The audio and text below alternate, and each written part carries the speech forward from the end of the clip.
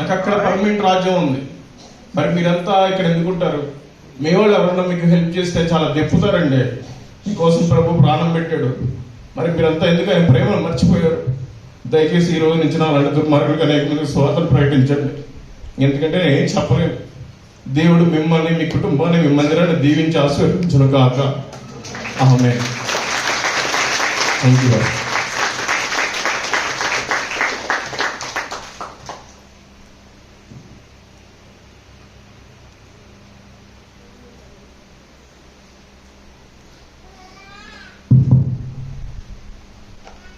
హల్లెలూయా. సాక్షి మాట్లాడాలి.